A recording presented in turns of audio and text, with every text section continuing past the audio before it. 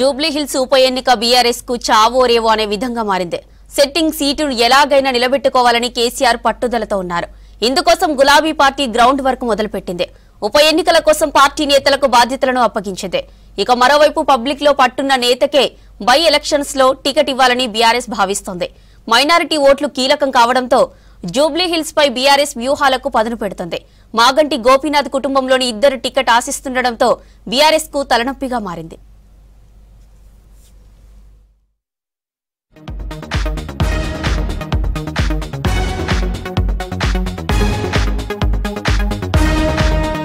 Jubilee hills by election ను serious గా తీసుకుంది బీఆర్ఎస్.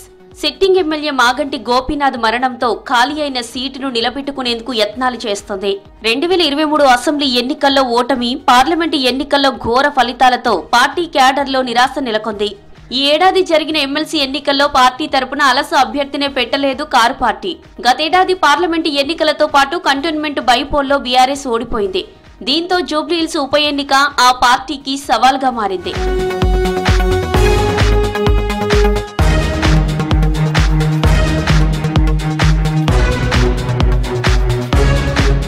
బై ఎలక్షన్స్ లో గెలిచి తాము బలంగానే ఉన్నామన్న సంకేతాలు ప్రజల్లోకి పంపాలని భావిస్తోంది బీఆర్ఎస్. ఇందులో భాగంగా అధినేత కేసీఆర్ వ్యూహాలు రచిస్తున్నారు. బైపోల్లో సానుభూతి వర్కౌట్ అవుతుందా లేదో అన్న అనుమానం అధిష్టానంలో ఉన్నట్టు తెలుస్తోంది.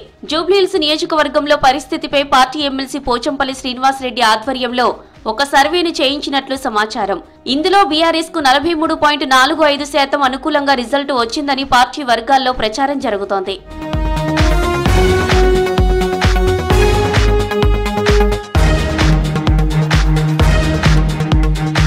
కంటోన్మెంట్ ఎమ్మెల్యే లాస్యనందిత మరణంతో జరిగిన బైపోల్లో సానుభూతి వర్కౌట్ అవుతుందని భావించారు గులాబీ లీడర్లు. ఇందులో భాగంగానే ఆమె సోదరికి టికెట్ ఇచ్చారు. అయితే బీఆర్ఎస్ వ్యూహం బెడిసికొట్టి కాంగ్రెస్ అభ్యర్థి శ్రీ గణేష్ గెలిచారు. జూబ్లీహిల్స్ విషయంలోనూ అదే పరిస్థితి రిపీట్ అయితే భవిష్యత్తులో ఇబ్బందులు తప్పవని పార్టీ హైకమాండ్ భయపడుతున్నట్లు తెలుస్తోంది.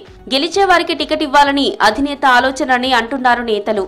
ఇక టికెట్ కోసం ఆశావాహులు పార్టీ వర్కింగ్ ప్రెసిడెంట్ కేటీఆర్ ను కలుస్తున్నారు.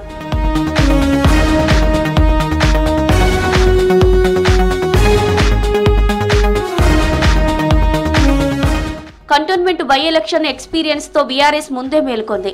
ఇప్పటికే గ్రౌండ్ వర్క్ ను ప్రారంభించింది. పార్టీ పరంగా ఇన్ఛార్జీలను నియమించింది.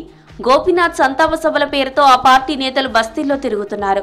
జూబ్లీహిల్స్ అసెంబ్లీ సెగ్మెంట్ లో మొత్తం 6 డివిజన్లున్నాయి. ఒక్కో డివిజన్ కు ఒక్కో ఇన్ఛార్జిను నియమించారు.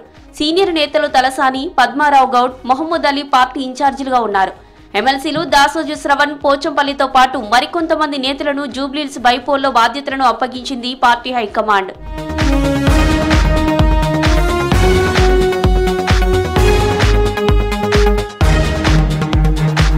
నందీనగర్ నివాసంలో వారం రోజులున్న కేటీఆర్, హరీష్ రావుతో వరుస సమావేశాలు నిర్వహించారు అధినేత కేసీఆర్. సెట్టింగ్ సీటును ఎలాగైనా గెలిచి తీరాలని కేసీఆర్ నేతలకు దిశానిర్దేశం చేసినట్లు తెలుస్తోంది. బలమైన అభ్యర్థిని బరిలో దింపాలని మీటింగుల్లో నిర్ణయించినట్లు సమాచారం. మాగంటి గోపీనాథ్ భార్య సునీత, ఆయన సోదరుడు వజ్రనాథ్లు టికెట్ రేసులో ఉన్నారు. వజ్రనాథ్ టికెట్ తనకే కావాలంటూ పట్టుపడుతున్నట్టు తెలుస్తోంది. మాగంటి సొంత అన్న కావడంతో పాటు జూబ్లీహిల్స్ సెగ్మెంట్ లో ఆయనకు పట్టుందని అంటున్నారు నేతలు.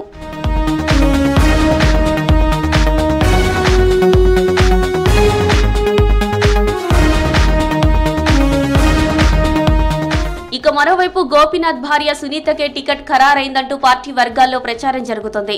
వజ్రనాథ్ కేటీఆర్ ను కలిసి టికెట్ ఇవ్వాలని విజ్ఞప్తి చేశారు. ఇక పీజీఆర్ కుమారుడు, జూబ్లీహిల్స్ మాజీ ఎమ్మెల్యే విష్ణువర్ధన్ రెడ్డి కూడా బీఆర్ఎస్ టికెట్ ఆశిస్తున్నారు. మరో సీనియర్ నేత రావుల శ్రీధర్ రెడ్డి కూడా టికెట్ కోసం తీవ్రంగా ట్రై చేస్తున్నారు. దీంతో అభ్యర్థి ఎంపికపై తీవ్ర కసరత్తు చేస్తోంది గులాబీ అధినాయకత్వం.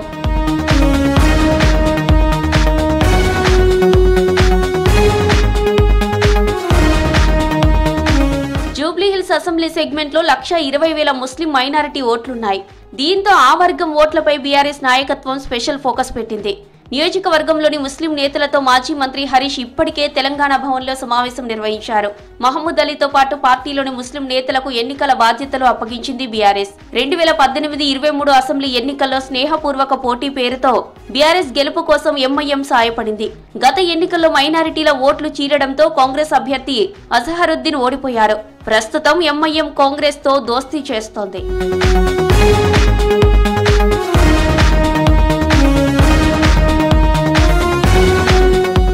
మొత్తానికి జూబ్లీహిల్స్ బైపోల్ పొలిటికల్ సర్కిల్స్ లో హాట్ టాపిక్ గా మారింది.